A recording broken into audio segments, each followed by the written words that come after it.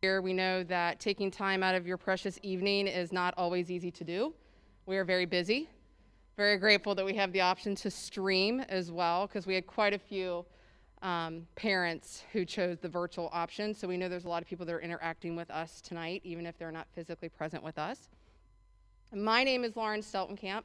I am the Director of Exceptional Children's Services for Beechwoods District. And I'm also part of a great team of people who have spearheaded the Social Emotional Learning Task Force who is sponsoring our event tonight. And kind of just a little background how we got here. Over the summer, with everything going on with COVID, we as a district knew that we wanted to expand our efforts in the social emotional learning aspects of the culture and climate of our community. We have a great foundation in place for our students, but we wanted to focus some of those efforts on our parents, you all, as well as our staff. And so we sent out quite a bit of several assessments, needs assessments to students, to parents, to staff, to gather information about what needs do you have? What are the biggest concerns that you have? What are you struggling with the most? What's going well? And we analyzed that data. We researched and looked into different schools who have different types of social emotional task forces in place, and came up with this idea to have a parent university. And our sessions tonight are all themed based on your feedback. So one of the things I just want to clear before we get started, this is very informal. This is for you, this is about you. We want you to feel totally comfortable you don't have to raise your hand, just speak up. If you need to leave after a few minutes, or you've decided there's another session that you didn't feel like you needed to go through, feel free to leave. There's no pressure of any kind. But mostly we want you to know that we would love to hear your voice. So please chime in anytime. Any questions? All right, we'll get started. So our first presenters are Nick Ben, she is our district school psychologist, and Nicole Dirks is one of our elementary counselors.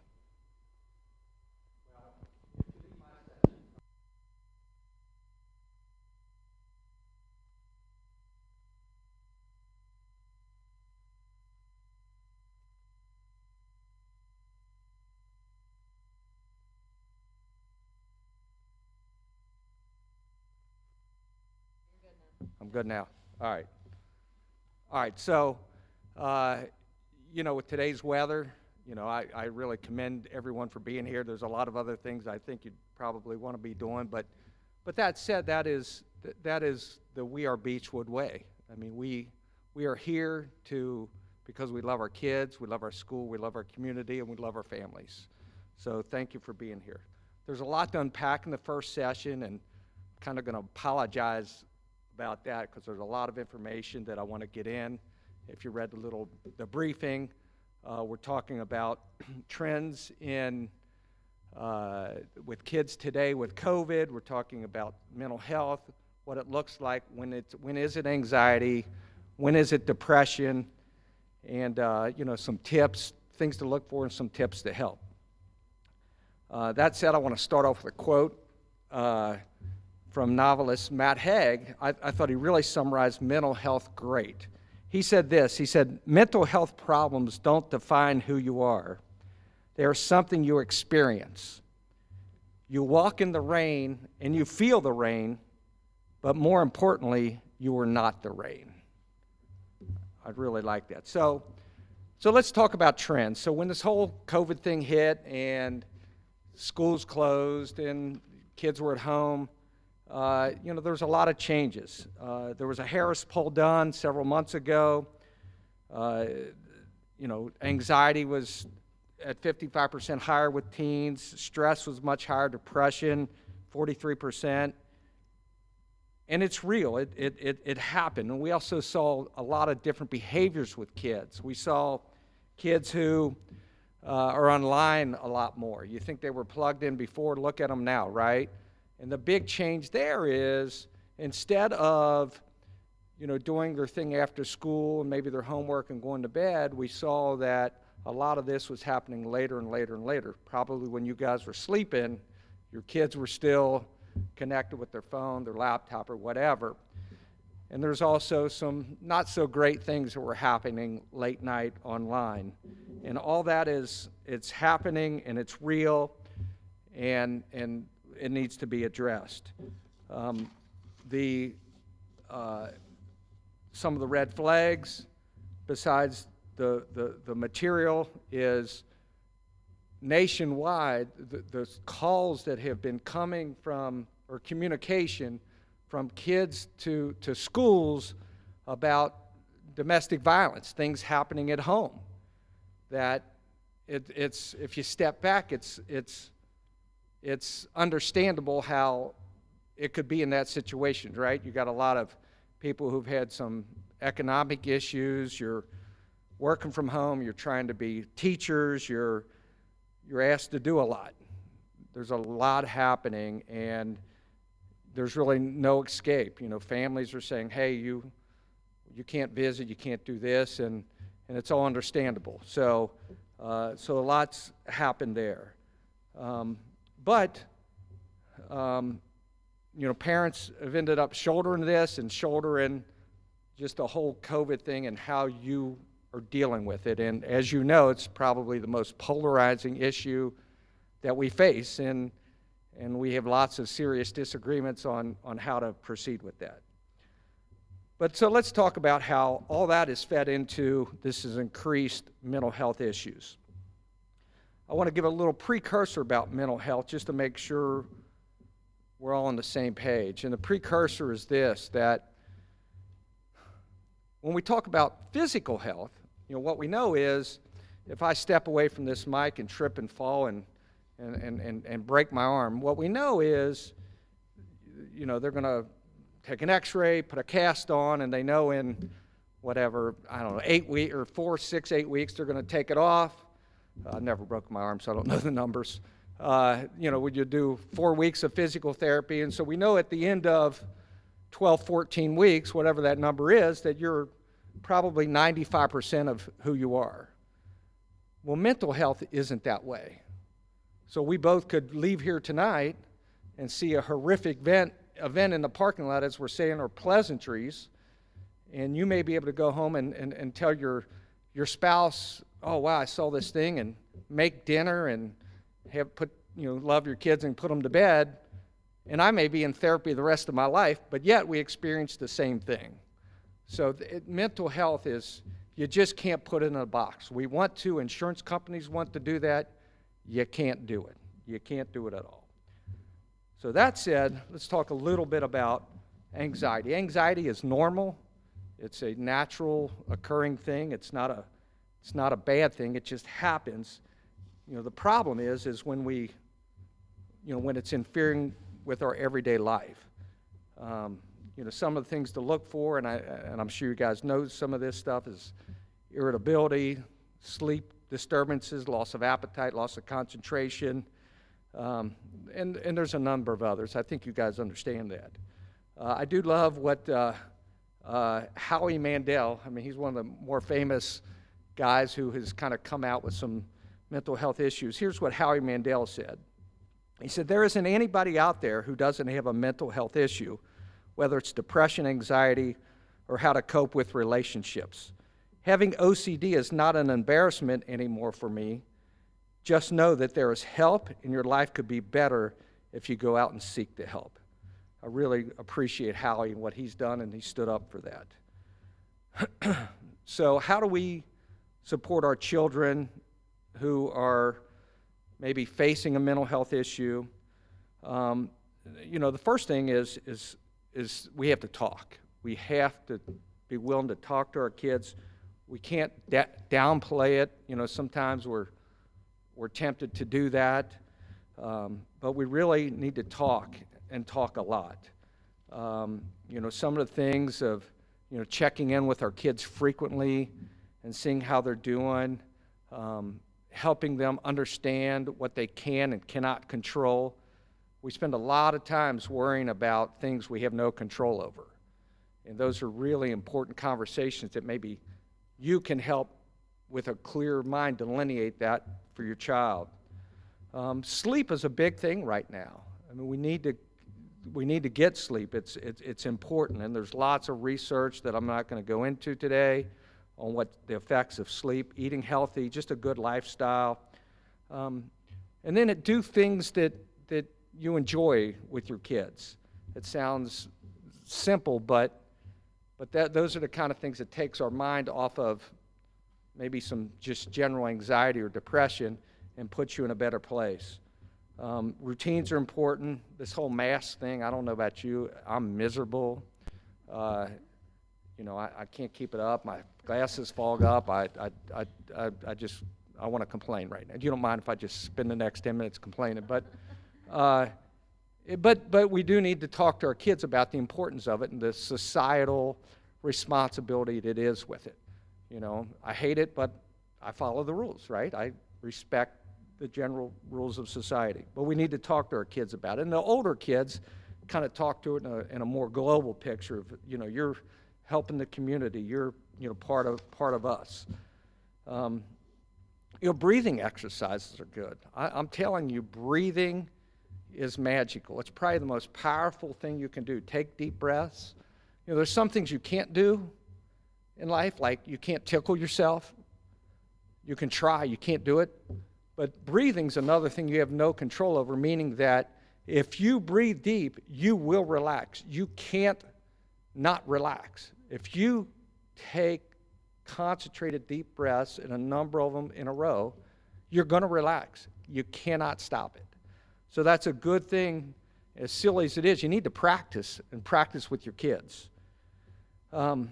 Excuse me. So the next thing is, you know, what do you do, or what if I do have an anxiety disorder?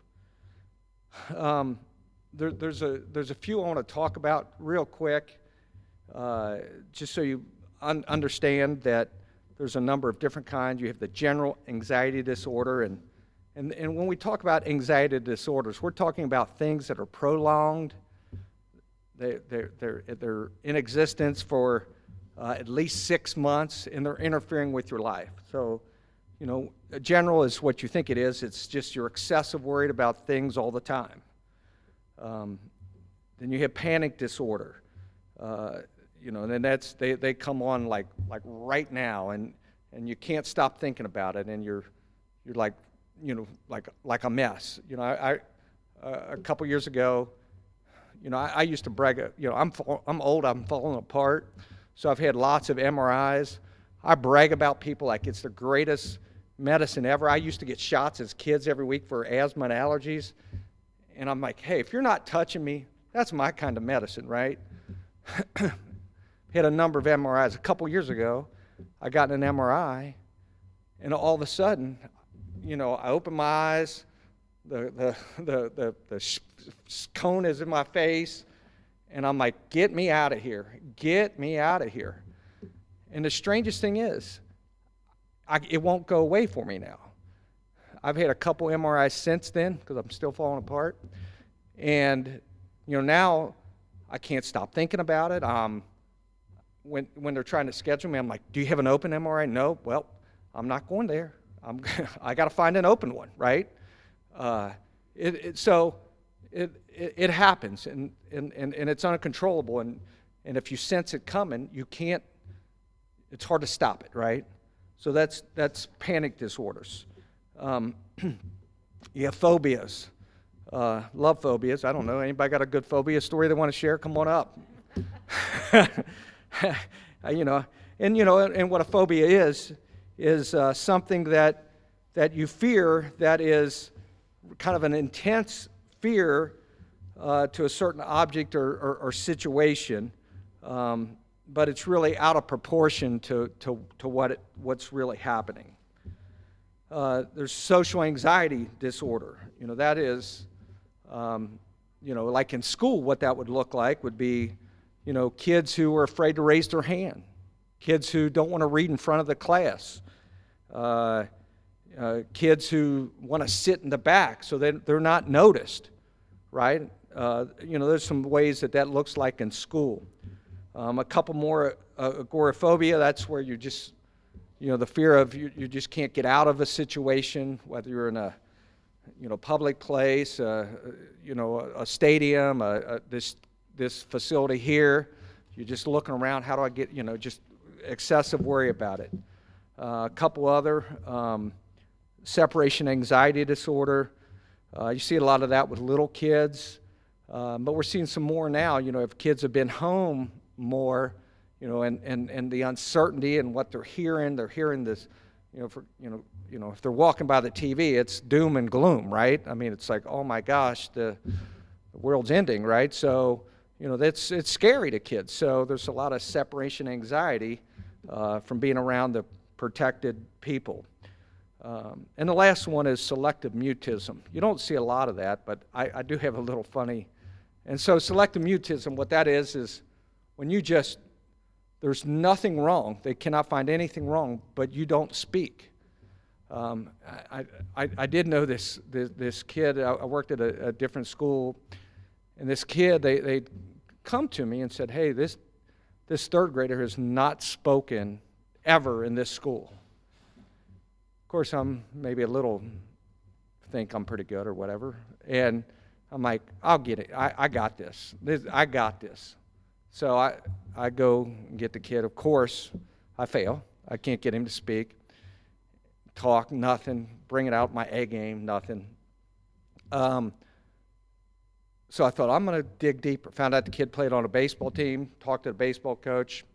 Nope, never heard the kid speak. Coached him for several years. They had kids the same age. He coached him up. I'm like, wow, this is just crazy, crazy. So one day at school, it's a great lesson. One day at school, I'm happened to be in the office, and a parent called and said, hey, kid's sick. Can somebody walk my kid home? It was a small district like this.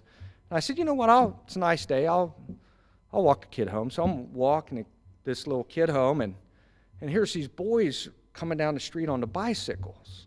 3 kids on a bicycle. And this one kid, I hear him yelling, screaming profanities, just being awful. And I look up, and you'll never guess who it was. It was my selective mutism kid. So I learned a lesson there that day. I'm not sure what I learned, but I'll never forget that. I don't know. But it is selective. That is the key word there. All right. So, with anxiety disorders, you talk about treatments. There's really only a couple. Psychotherapy or talk therapy is one, and the other is medication, or both. I don't know. I'm not a big. There's a place for medication, but it's not the cure-all. And I think sometimes in the way this society has gotten that, we're really laying out medication a lot, and as it's the answer, and it can be, and it does good things, but it's not the only answer. All right, let's see, we're rolling. Nicole, I think they're done. I mean, I think they need you. Go. Good job, Dick. Okay, so I just wanted to kind of talk after he had spoken about the anxiety and just kind of give everybody an idea of what we see. I can't really speak for the high school, but in the elementary, when they're in school, we have some separation anxiety, of course, ever since COVID. But mostly, we don't see the anxiety here in the building, but we hear about it from parents with the kids at home. So it's more that when they're at home on that hybrid schedule, that's when we can't get our work done, or we can't stay focused, or we're worried about what did we miss at school, or if we're a B student, I missed already what the A's have done. Am I going to get that when I'm there? Just that kind of anxiety. So I thought just to talk about some strategies that you guys can implement at home to try to organize them a little bit better might be helpful. So one is just to make sure that you have a clean work area. And I've talked with several students, and I'm like, where are you sitting when you're because you can't get your work done? Where are you? Oh, I'm in my bed. Okay, no. I need you to come up with a spot, come downstairs, get out of your room kind of thing.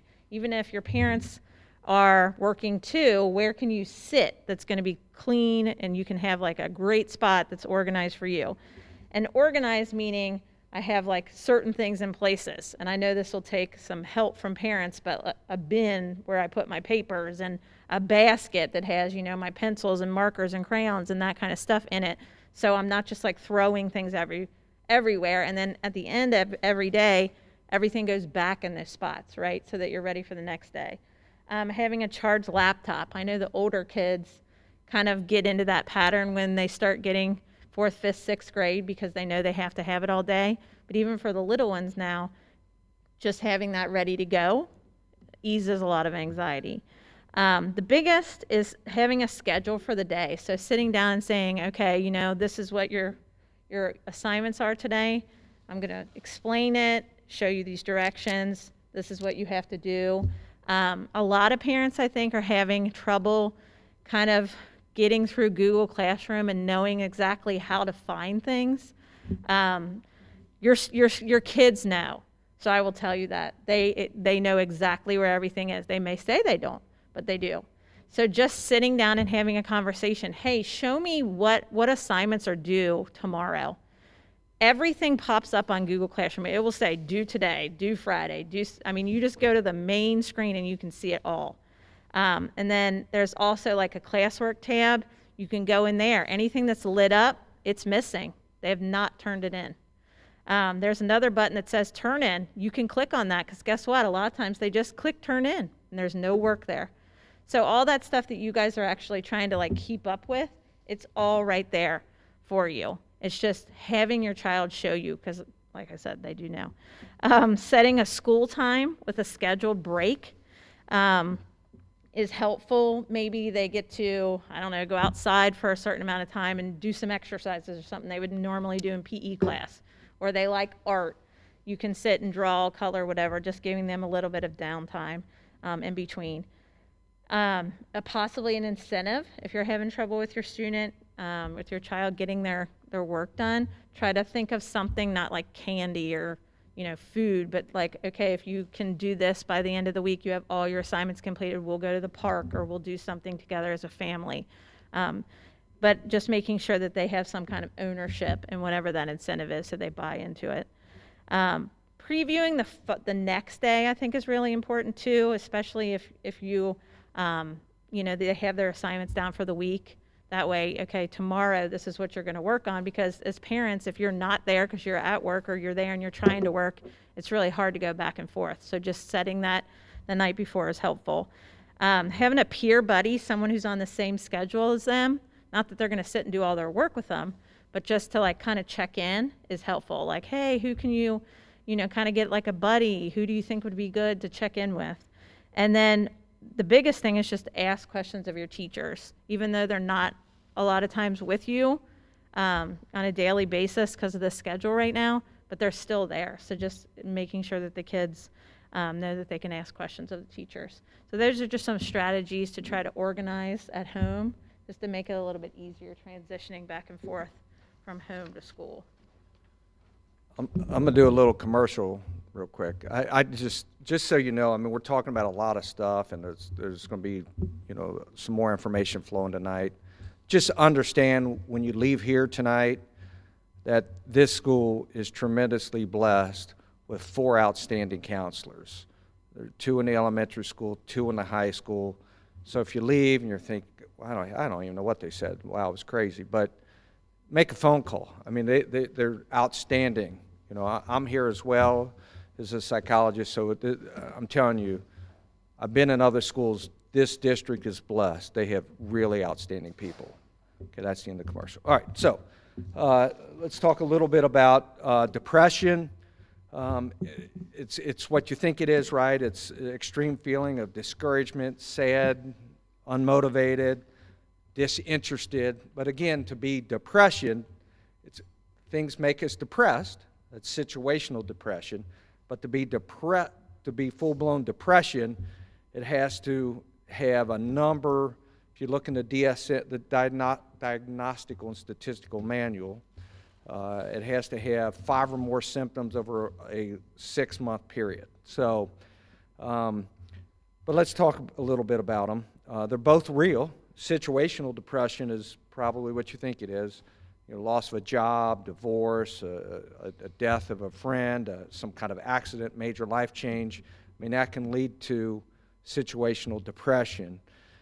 And the good news is it typically works its way out, and generally speaking, it works its way out without needing to seek assistance. It works its way out. Not all the time, where, you know, depression, clinical depression in and of itself is much more intense. It goes on for a prolonged period. It's hard to get out of bed, function, think, and you really don't be afraid to seek out help for depression. Some signs of clinical depression, you know, besides just kind of the depressed mood, it's kind of losing interest in things that you used to like, or just not finding pleasure anywhere, like weight loss, weight gain, decreased or increased appetite, insomnia, restlessness, tiredness. I mean, there's lots of them. Treatment's similar, you know, like I said, situational typically work its way out, but, you know, they both involve, again, psychotherapy or talk therapy. Could be family therapy if it's situational depression. And also, again, there's antidepressants that work wonders, but again, I already gave the little speech earlier. It's not meant to be the solution. It's just an aid along the way. Let's see.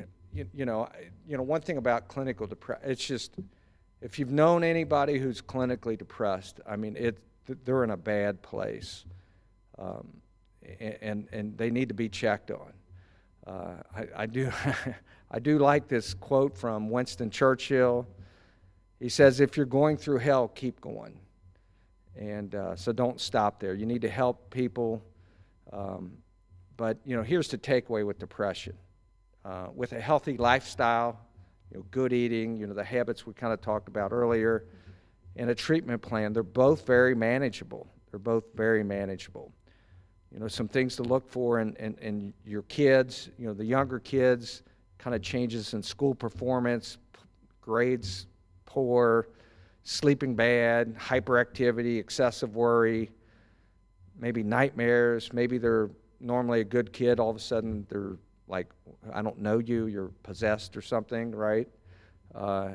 Temper tantrums. Older kids, you know, they can kind of get confused when they're not normally, just kind of sad down, withdrawal, you know, some of the things we've kind of already discussed.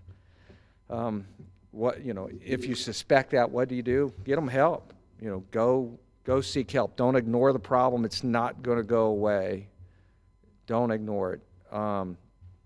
Give them emotional support. You know, and what I mean by that is it's your time. I mean, you have a lot going on. There's a lot of pressures. You know, I don't want to be a parent right now with young kids, right? I mean, it's hard. It's really hard. But they need your time. They definitely need your time more than ever. But so communication is going to be the key. Again, encourage that healthy lifestyle. And you might have to help them get connected. You know, families have different rules. Communities have different rules. You know, I like Raising Cane's. I went to Raising Cane's. I can't even go in and eat in Raising Cane's, right? Restaurants have different rules. So it's, you know, they need help. They need help being connected. Elementary kids, some parents are like, hey, we can play. Others are like, whoa, no. And I respect both. I mean, you know, they're coming from their place they're coming from. It's okay. It's okay to have differing opinions. We don't need to argue about it. We need to respect it. So what else? You know, hey, there's some good news with all this stuff, right? Families are together more. You know, we're building a sense of community together. You know, some good social networks. Kids aren't getting bullied as much. Good stuff. So, anyway, what do you got? Kill it. Okay. Bring it home. Here we kid. go. So the last thing we just wanted to talk about is how to keep it kind of interesting, right? Because everybody gets in this rut of we just do this and then we're home and then we're back at school or whatever. So if you look online, there's a million things that kids can do. But I just kind of wanted to highlight a couple. Maybe have some crafts for them to work on if they're finished. You know, there's little ones you can get at the Dollar Tree or Michael's or something. Cooking with your kids, reading, taking a trip to the library, maybe going on a nature walk, a movie marathon, scavenger hunt, water balloon fight, anything like that. Camp out in the backyard, anything that's going to kind of, you know, just keep them in with life right now because they have a lot of stuff they can't do, and they're not really used to that. So anything you guys can do to kind of help with that, I think overall is good for the kids. So I think we're good. That's the end of session one. Any questions? It's a lot. I know that research shows that excessive screen time can cause anxiety and depression, especially in girls. Something I've heard about that. So how do you balance? There's nothing to do. This is a distraction for me. I'm not thinking about things, but I'm distracted by a device. Yeah. With the harm that it could do with what the research is showing. So how do you handle that kind of type of situation? Because you can't plan. Planning these things are great, but I can't plan the whole day or Right. that with, Yeah. with activities. So how do you balance that? Well, I guess a lot of it has to do with the age as well. The younger they are, the more. Well, first of all, you're the boss. I mean, you can set up any rules you want, but you have to enforce them. The younger they are, I would put specific limits on it. Like, you can be on from this time to this time, and maybe. And you're right, they're home a long time, so maybe 3 windows during the day: morning, midday, and afternoon, or evening. When they get. The way they feel connected to friends. It is. It's important. You know what? I got to tell you, it's a catch-22. I don't think it's as bad to be connected because they're connected.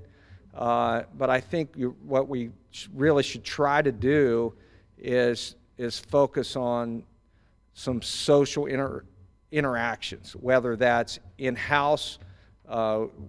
Game nights. I mean, you're not going to do it every night, but they're breaking record sales of games these days. Board games. Who would ever thunk it? I'm sure Milton Bradley is thrilled to death now, right? They probably were out of business almost, and now look at them. But schedule stuff intentionally. But don't be afraid to find other families that are willing to connect. I think we need to get out and we need to get together face to face. I applaud you guys for coming out. I'm not downing the people who are at home. I'm just saying, it does take courage to come out in this whole COVID thing. But I think you have to be intentional, and I think you really have to help direct it. I don't think it's going to be a naturally occurring thing. I just want to add one thing. I just think, being a mom myself with younger ones and talking to a lot of other parents, that I think kind of the key with the balance of the screen time is the schedule. So X amount of time every day is their time to do whatever screen time they want to do, within reason, of course, whatever games they love to watch, and then that time, when that time is up, it's up. And whatever they do outside of that time is fine. The key, I think, Nick mentioned it, is if that's the schedule, and from 6 to 6:45, they're allowed to be on their device, and it's 7 o'clock, they're off that device. Otherwise, we just go right back to what we were doing before.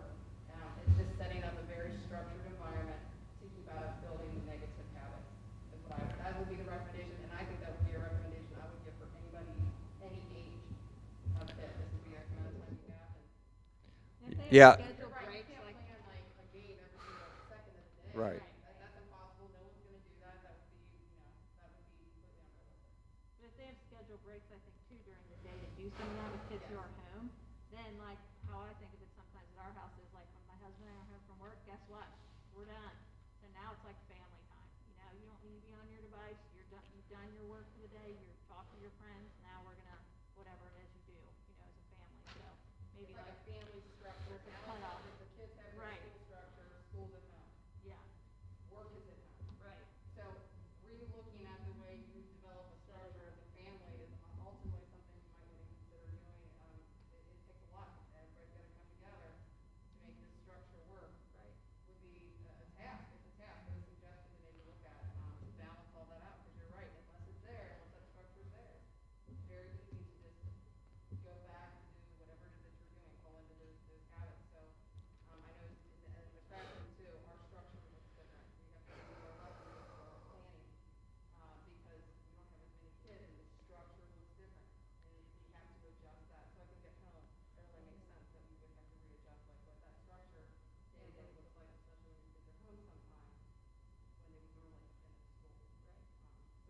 Yeah. Yep. And the only thing I want to say about the structure is that that's the toughest piece of all, because the first time you give in, and we've all been there, right? It's like the kid crying in the grocery store, I want this, I want this. Like, okay, I just get it and shut up, right? Well, you think you done good. That's not very good English, but the point is, you think you done good, but then you go back to the store a week later, right? And then it gets more intense and more intense. So my encouragement would be is if you've fallen into that habit, it's time to break it. It's going to be terrible. They're going to hate you. They're going to fight you. But, you know, when it's 1 o'clock and we're shutting it down, shut it down at 1 o'clock. You know, early on, if you've like, shut it down at 1, and they go 5 more minutes, 10 more minutes, and I'm telling you, don't fall into that trap. Shut it down. Shut it down early on. I would have something pre-planned right after it. Hey, we'll shut it down at 1. We'll do an ice cream break, right, or whatever, and get in that habit. But I'm telling you, that's the toughest piece. And I see a couple people nodding. You know what I'm talking about. But if you want to get it under control, you've got to do it that way. Thanks, man. Right. All right. So Michael Brinkman's going to, for our next session, if you guys want to get up, you need to get up, want to grab something, go to the bathroom, just open the floor, casual floor, thank you.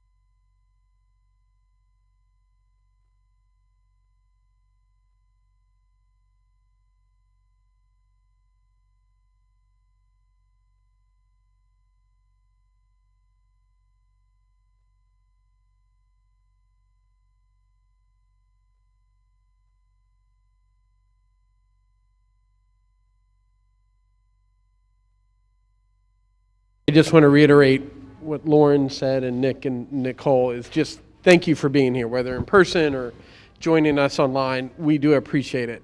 And I think this night came out of a lot of discussion of parent feedback. This has been such a different year for educators, and I know you can apply that to any group of people. This year has, without a doubt, I think the common theme in a lot of our meetings are this year is reactionary. So we think we get something planned out and we kind of get a curveball thrown at us. So we plan again and we get that settled and that works well, and now this has to be adjusted. So it's a real different year. And part of when this all started and the feedback from parents was, I think what applied to every topic was, what can I do to achieve some consistency? And I think the one area where we had a lot of parental concern and question was just this overall idea of communication, kind of on two fronts. How do I talk to my kids about COVID? Which, in some ways, it feels odd to discuss it tonight. We're now, 6, 7, 8 months into it, but it's constantly there. And I'm going to apologize up front. I'll be using a lot of family examples. My boys will kill me if they knew I was talking about them this much, but it's just frame of reference. You know, we were able to snag for a couple days down in Cumberland last week this cabin. And I think the one thing my wife Angie and I enjoyed the most was it was just the 4 of us, and the news reception was bad down there, and they didn't have cable. And it was just nice to not be worrying about it. It wasn't on our mind. But then you come home and everything is COVID. Can you go play with those kids? Or I heard my friend has COVID. You know, it's constant. So the discussion about COVID doesn't stop. The other concern we heard from parents was, in general, in a nutshell, and at this point of the meeting, it kind of took a second meet, it was just Laura and I. It was kind of this idea of parents were saying, how can I have all this time with my kids? And especially with the older kids, I still don't feel like I know any more that's going on with them than I did before. Typical teenager moments. But then we had elementary parents saying, how can I have some conversations without making it sort of forceful, more natural? And so that's kind of what drove our presentation. Again, jump in at any point if you have questions or ideas. This is really just going to be practical. That was kind of our goal, that you leave with some tips. If you can use just one of them, then our job is done. But hopefully you found some other things. Full caveat, some of these take effort. But it's effort that I think pays off in the long run. It's kind of how we look at it. I'm also going to be honest, I suspect a lot of it, some of you all are doing already, but I don't think it hurts to hear again. So I think with the discussion, let's talk about kind of how to talk with our kids about COVID. My dad loves to say it's not a sprint, it's a marathon, and there's no situation where that applies to more than living with COVID-19. And I think we take for granted, as parents sometimes, to ask our kids, how are you doing with it? I think we're constantly telling them things like, school can't go back to 5 days a week right now, and then we kind of leave it. Or, no, now we have to wear our masks more than we used to, and then we just kind of get in the van and we go and we do our thing. And sometimes we have to slow down. So even though we've been living with it for a while, I'd encourage you to sit down and just at some point ask the question. I wrote this yesterday and I did it last night at dinner. I realized I was guilty at it in a while. Said, how are you doing with all this? And it got some responses from the two of them. And I said, do you have any questions? And my older son, Ben, he said, well, actually, can I ask you something about this vaccine I hear about all the time? And, I just took for granted we hadn't really given them that explicit opportunity to ask a question. And so I would encourage you to do that. I think that's the first thing, because this is going to be ongoing. And there's a lot of misinformation and there's a lot of good information. But as Nick said, they're getting it from all sides, and it's completely overwhelming. I mean, if I'm a grown man and it's overwhelming me, what about our kids?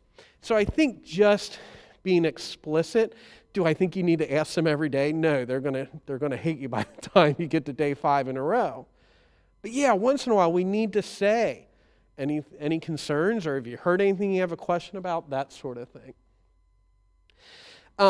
As best you can, I think offer accurate and age-appropriate information. So in our household, we have an almost 12 and almost 8-year-old. Sometimes those are different conversations. We're talking to Joel in a very different way than we're talking to Ben. And I know that applies to some of you in here too, that age gap. So I think we have to be careful of what we say, just because an older child can handle some things. We can be a little more honest. This is going to be a while. Sometimes your younger kids, that really can be scary. So you just say, well, right now we're going to look at it for the first quarter, and then your teachers and principals will make a decision about next quarter. Don't lie, but kind of sometimes you got to break it down to more manageable parts. I think as much as you can, you give accurate information. I'm a big believer that sometimes the accurate information is, you know what, I don't know. But we can try to figure that out. I just think this situation in particular, there's so many times we want to bluff it. We want to give that answer, that panacea that kind of makes them feel better. And sometimes we're better off just to say, you know what, I really don't know. So again, I bring up the vaccine question. I didn't know the answer. He said, well, how do you get it? It's a shot or a pill? I'm like, I don't know. That sounds silly, but I just said, I don't know. I'll try to look into it. It was that simple. But I think that goes a long way. I wouldn't bluff it. I think this third bullet is one that I have had once or twice in my office this year. The presentation before hit on it. Families are handling COVID very differently, and it can be a very hot topic for lots of reasons. I think it's really important to tell our kids, especially the younger ones, but really even into the high school years a bit, it's really not their place to dispute how another kid is dealing with COVID. Because especially your elementary kids, that's directed by parents, you know. And so I know it's come up a little bit in my office. I suspect for Nicole and Dara, for them too.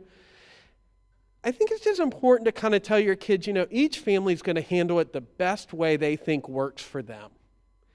And I believe in that answer. I don't mean that as lip service. I think that's an honest answer. I think it's okay to say, you know, again, not to bring a hot topic, but we have some really good friends. They choose not to do masks much. And that was a question from one of our sons. Why don't they do it? Yeah, and I couldn't answer that. I don't know their philosophy. Why? I just don't know. But our answer to them was, you know what? It's not something you need to bring up. We're going to do it how we need to do it, and they're going to do it how they need to do it.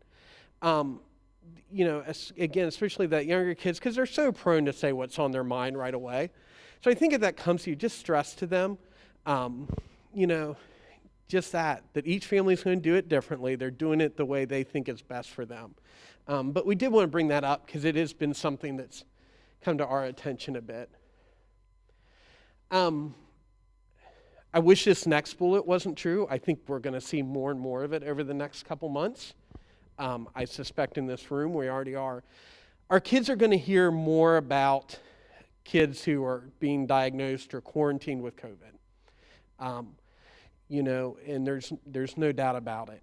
And some families are private about it, only because that's how they're private about all their health information. You know what I mean? They just don't know that.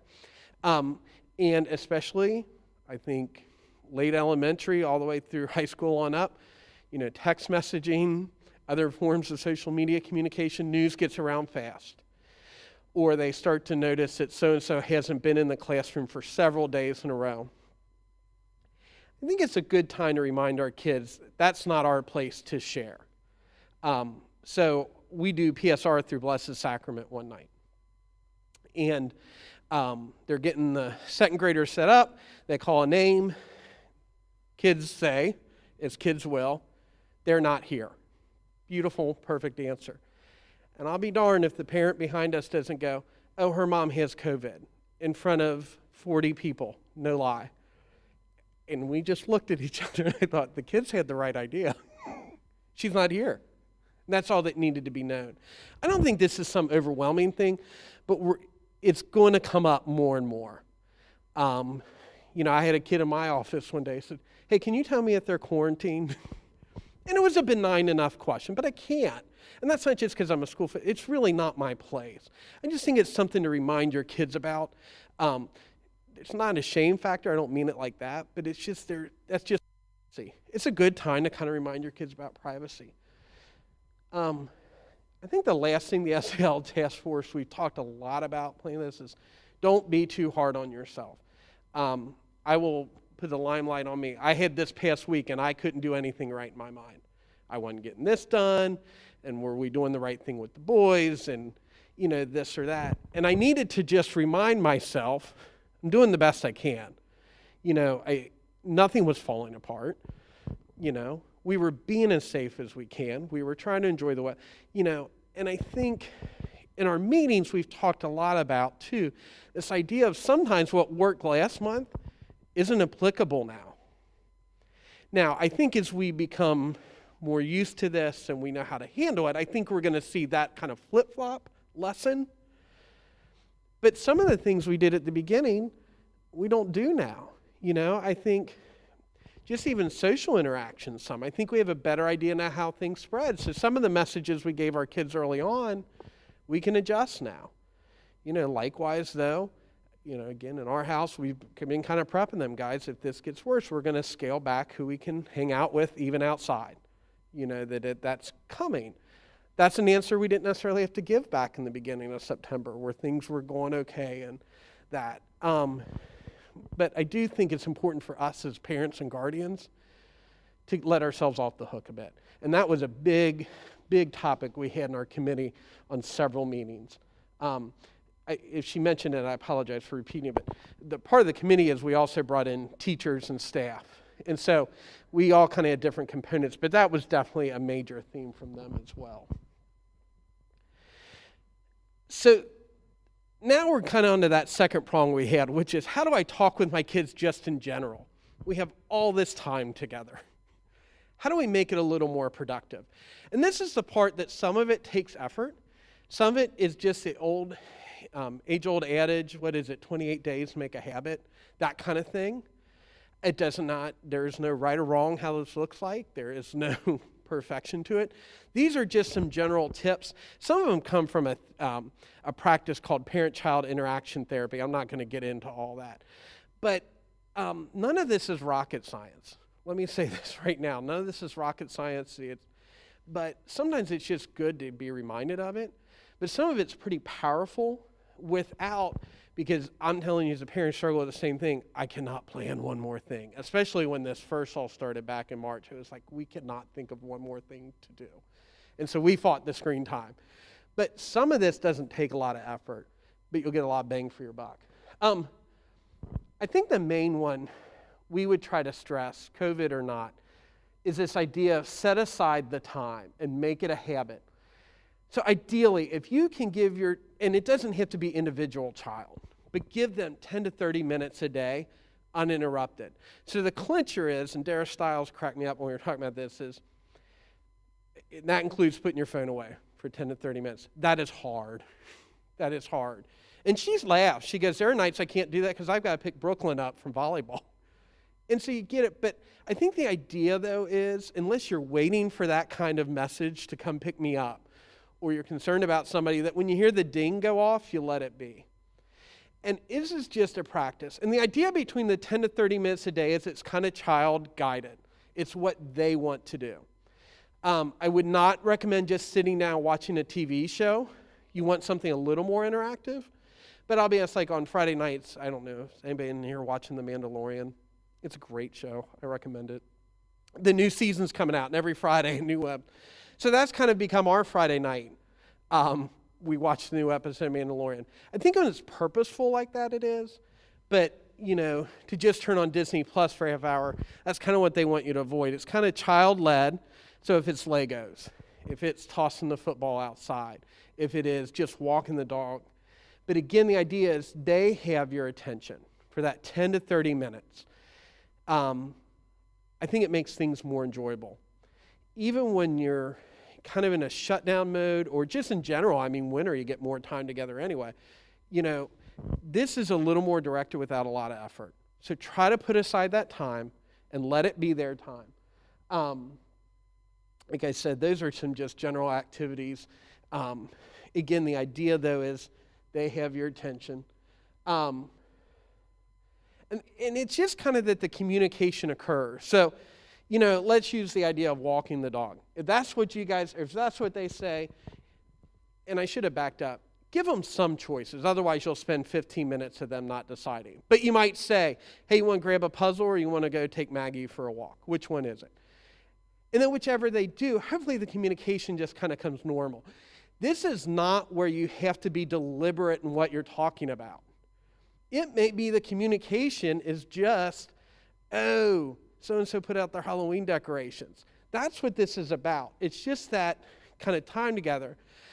And the goal is that the more you do that, then when the heavier questions come up, like my son saying, Dad, I got some questions about this vaccine, it's a little more natural. It doesn't feel so out of the norm.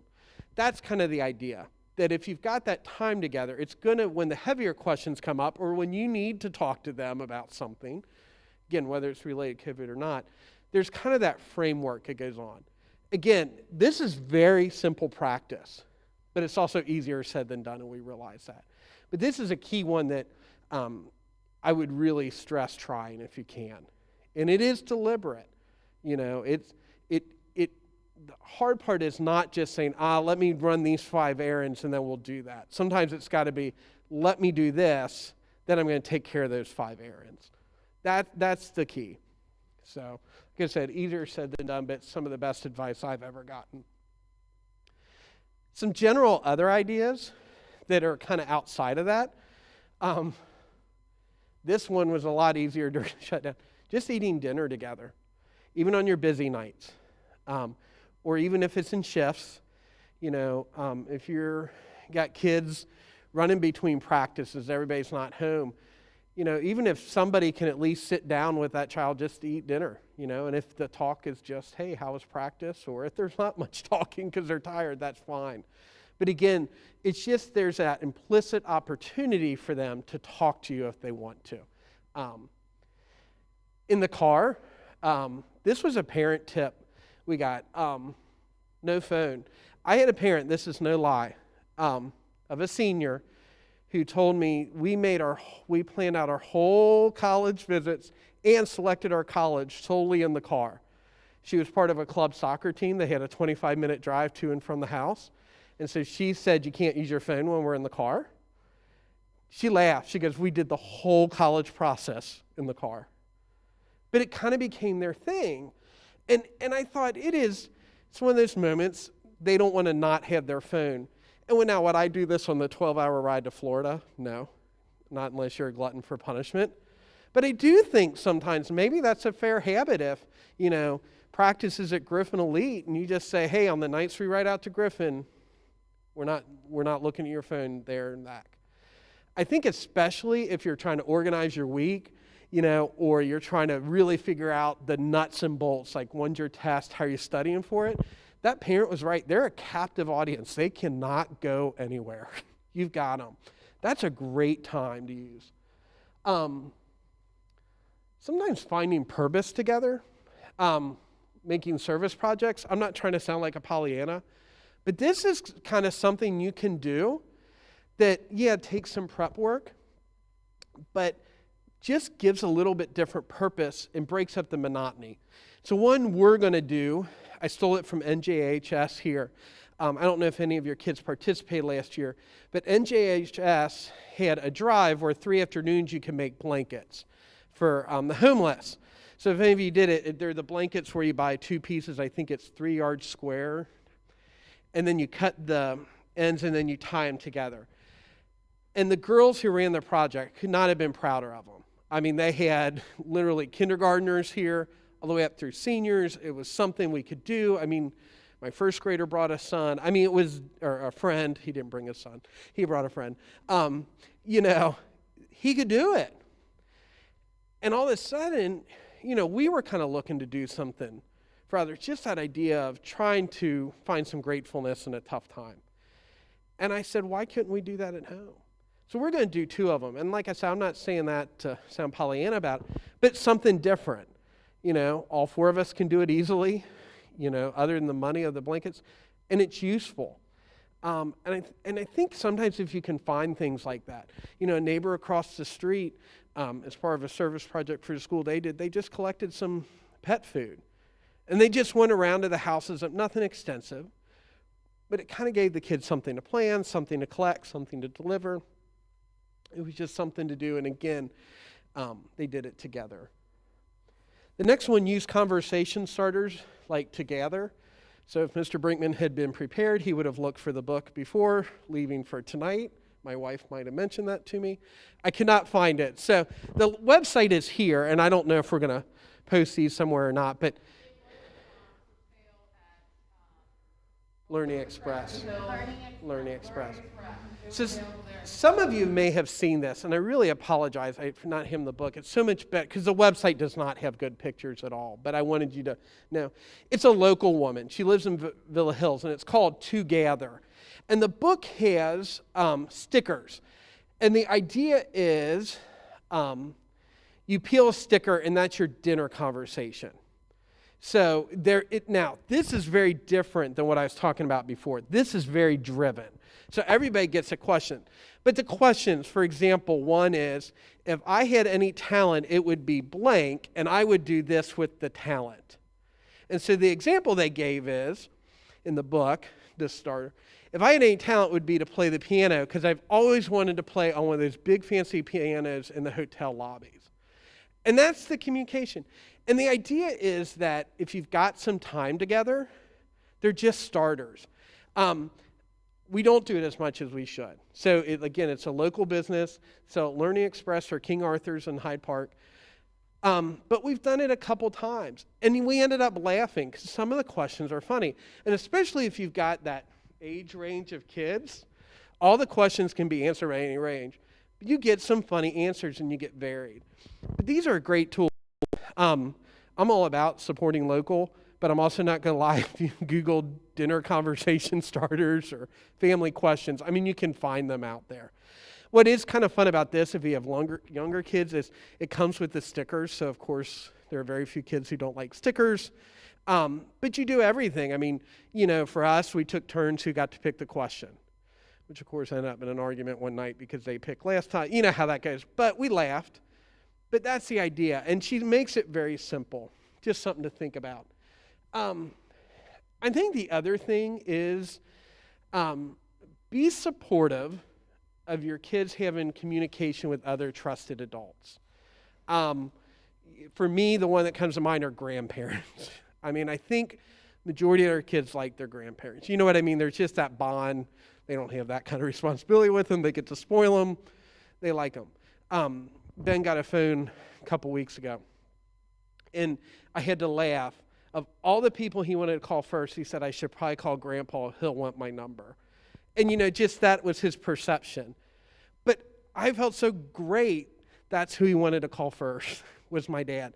And, you know, sometimes, especially as your kids get older, we've all been on the kid end of it, where we're going to talk to anybody but my parents, you know. I had dinner with my sister-in-law the other night, and I said something about my niece, and she goes, oh, I didn't know that. But that was okay. This is more than ever, allow that to happen. You know, if you trust that adult, and it's okay not to ask them to share everything they've talked about, but I think it's okay to say, you know, Joey seems to be having a hard time right now. I saw him talking to you. Your gut feeling, everything going okay? And if that adult wants to give you a lot of details, that's their right. But I think feel confident they said, yeah, we were just chatting, seemed pretty upbeat, happy about school, or no, they're just talking about how rough basketball's been lately. You know, use that to your advantage. But right now, like Nick was saying, we are kind of forced to be a little more shut off than we probably want to be. So if they've got somebody they're able to talk to, even if that's over text message or whatever that looks like, I think you foster that right now. You take advantage of it. Doesn't mean that you quit trying or that you have some expectation of them talking to you, but I think you really count on those adults. So that should be it. Okay. All right. So that's kind of my part for tonight. Any general questions? Like I said, these are just some things that we would suggest trying. Okay. So the next section is parent panel, led by a couple parents, but we're all here, so instead of standing up here, I know Jen and Ann, how you feel about if we just kind of, we'll all sit together and we're going to pepper some questions back and forth with all of you. How do you feel about that? Awesome. Michelle, you want to come up and join us too? Yeah, let's do a little, yeah. Like I said, we've had a lot of great information. Thank you, Michael, for that. Some wonderful suggestions on how to communicate. But one of the goals of tonight was to really kind of just focus on making this very centered on you.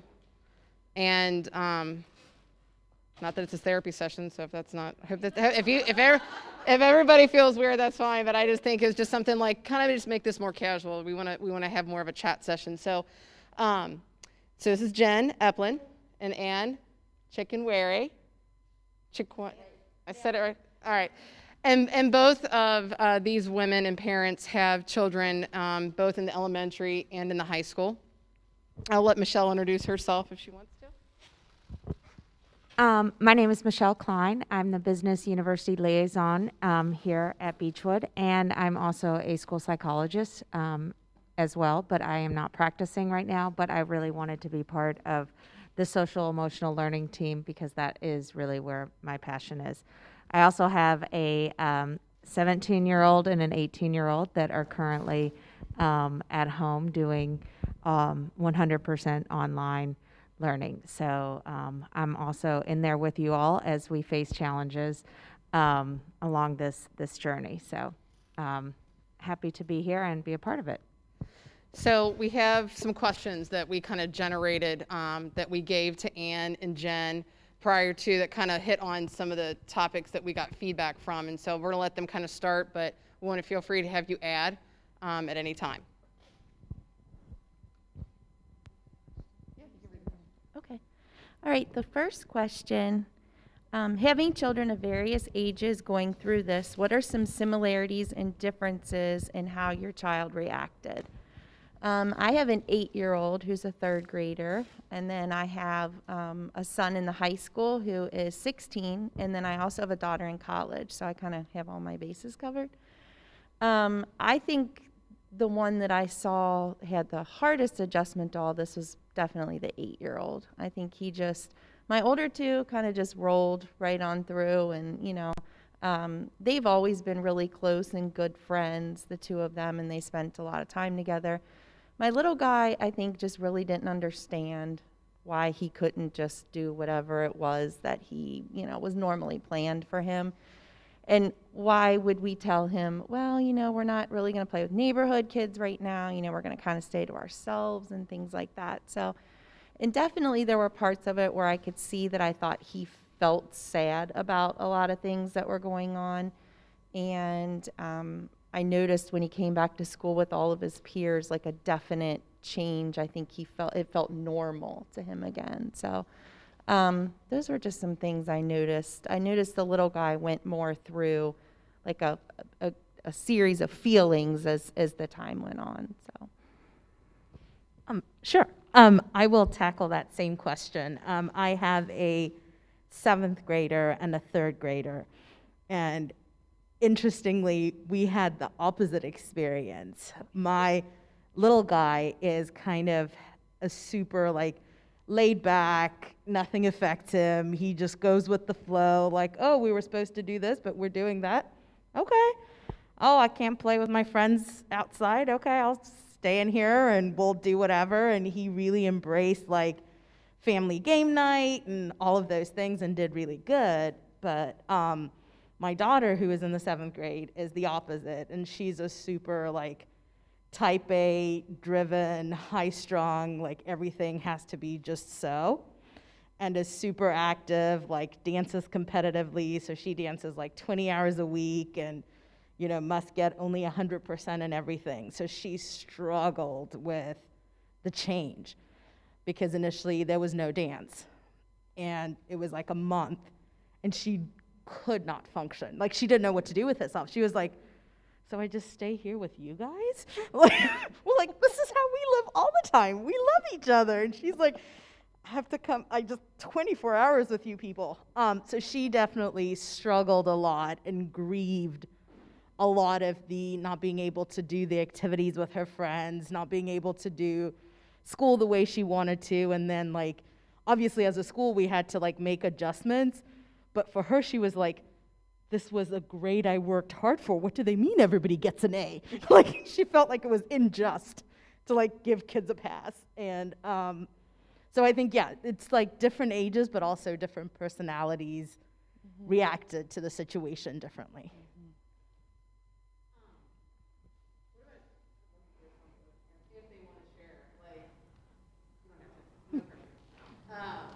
One of the other questions, Jen, that I want to, the question has to do with like anything positive that has come. That one I actually, when people ask me, you know, like, how was your time during it, I looked at it on a very positive note. I didn't want to look at it as something negative. And the thing, you know, the thing of it, I had my daughter who's in college. She's a sophomore in college, and, you know, she was home, and typically she's with her boyfriend or her friends. And so I took that as, this is great. Like, I get to spend a lot of time with you. I looked for things that we could do together. And not only, I mean, I have a wide age range there, 8 to 19. So I had never before, we live right behind the cemetery, and there are trails back in there. And I never really embraced that at all. And I thought, I'm going to look that up. And one day I told the kids, hey, let's just go down, see what's, you know, and it became something every day. Well, Mom, is there a new trail for us to walk? Or, Mom, you know, what do you know, and then the next week we'd get out a puzzle and we'd do a puzzle and we'd all do it together. And My older two kids made this big challenge, and every day at lunchtime, my husband was working from home, and my older two children would turn on Jeopardy for the simple fact of the questions, and then keep this big board of points of who had more points for the Jeopardy questions. And that went on every day for weeks. And so I saw like joy in the time that we got to spend, you know, if it was just baking something or our walks, you know, and even my daughter will say now that, you know, we're back to work and things like that. Mom, we haven't walked in a while, you know. So I can tell that there are things, memories that they have about it that we made that, you know, they're pretty, they would like to do again. You know, it wasn't just, oh, we did that during COVID, so. We did the same way. I tell you what, we discovered the good old-fashioned road trip. You know, like getting in the car and just driving to kind of drive. Sure. I remember doing that growing up, and then you kind of got away from it. And then, I mean, like, we went to Houston Woods. That is so close. I've never done that. Mm-hmm. Same thing, we like, one day my mom's family was all from Walton Road. We drove all around there, places my grandparents used to take, you know. Show the kids, yeah. So Mhm. with you, I mean, and some of it, they really liked a lot. Mm-hmm. That was actually one of the things we did with Shami when she would get super anxious, is that we would just go in the car and drive. I have never driven all the parts of Kentucky that I drove during COVID. Like, there's some really pretty places. Mm-hmm.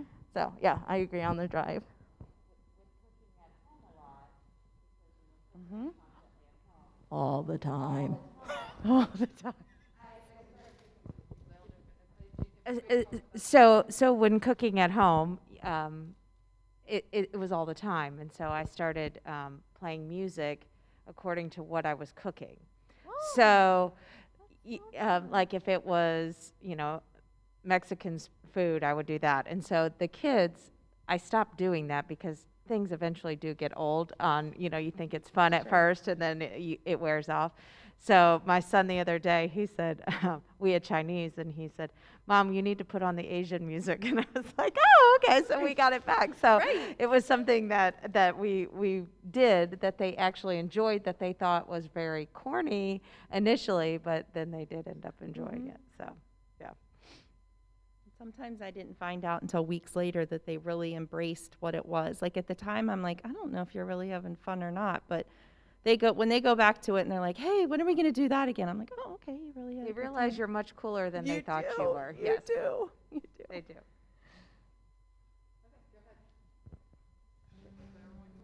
Let's see.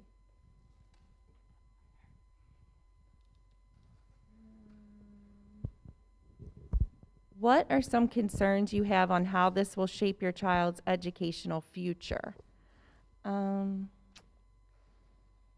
One thing my son who's in the high school has said is he's like, well, I don't know why I can't just do online school all the time. Like he's a self-driven, he feels like, well, if I could be offered to just go online, that's exactly what I should do because I could plan it out, get all my work done and be on the golf course by 1 o'clock. That's kind of how he thought about it, you know.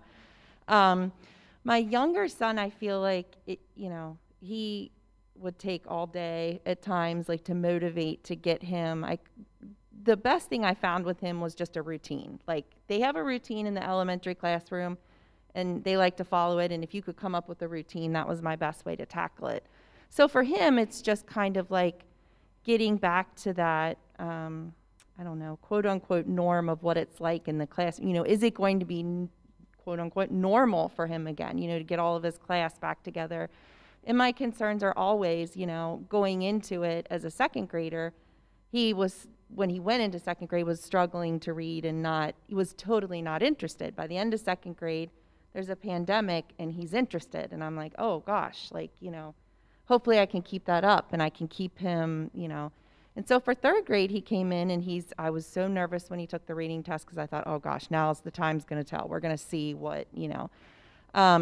But he's done really well. So it wasn't, you know, at times where I was worried and thought, oh no, what are we going to do? It's, you know, he's kind of turned out better than I thought. So I just that he can have some sort of, like I said, something you know, that feels normal would be my hope. Yep, I agree. I think for my youngest, because he loved like the 100% NTI. He embraced it. He loved the life of leisure and not having to do anything. Like he had to get his work done, but it wasn't in the same rigid way. So I was worried that like actually going back to school full time would be hard for him because like he likes to, and I know we just got a lesson on like a clean space and structure, but he does his best work on my office floor. Like he likes to like lay at his computer. He's not in his bed, but he's on the floor. Like I have a desk, I have a chair, I have all the things set up, but he doesn't like to sit on the chair. He likes to be on the floor. So he had enjoyed the kind of freedom that came with being on NTI. So I was worried that like, hey, when they go back to school, like you got to sit on the chair. You can't, like you can't be on the floor. Can't go in your pajamas every day. Yes, You know, like you yes. gotta get up and there needs to be a routine, and that was all kind of like lost for, yeah. Yep. Totally agree with you. So yeah, so that's, I was kind of worried that he would hate going back to the structure, but I think so far so good, but it might only be because it's, 2.5 days. We'll see if we ever get back to 5, how he does. I can totally.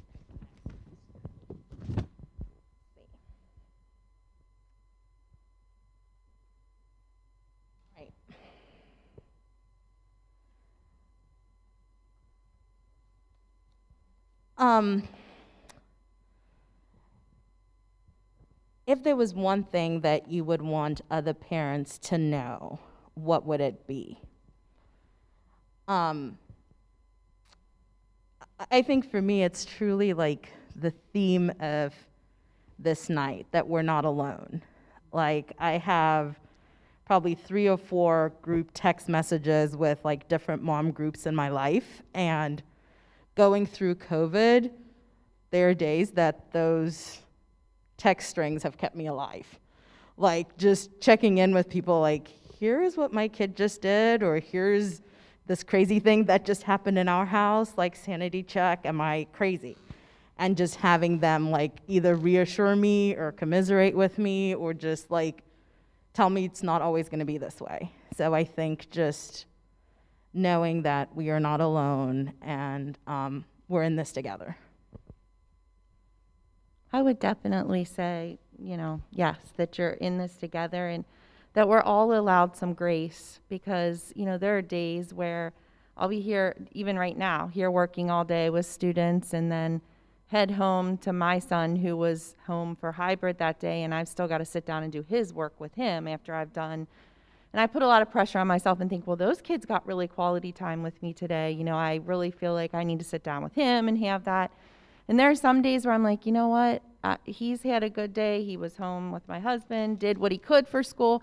This weekend, we're going to get caught up on, and just so that I'm not too stressed about it, and the more relaxed I am, the more relaxed I think the kids are. Like, the more we're all worked up about this, I think they see that in a parent, and just really, it just to show more a positive side of it, to just give yourself some grace and think, you can't do it all in one day. It's okay if some of the schoolwork was a little stressful today and you maybe do a little extra tomorrow, or, we're all doing it. We're all doing it together. So that's been my most important thing, to try to just relax and give myself some grace. So.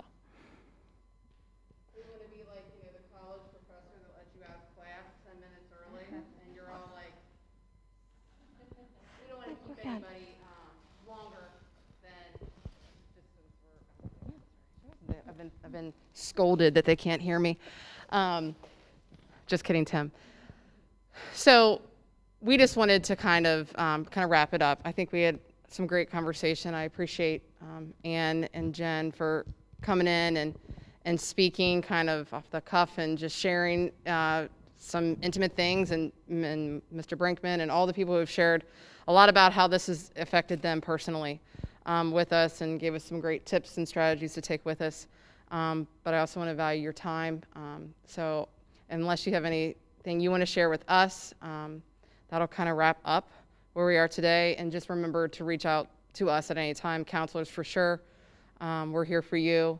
And anybody that's listening, please feel free to do the same thing. Please reach out to all of us at any time because we want to hear from you. We want some feedback about what we can do to help you personally. And the only way we can do that is by talking through it. So thank you for being here and joining my little circle of trust. I appreciate you. Yes, thank you very much.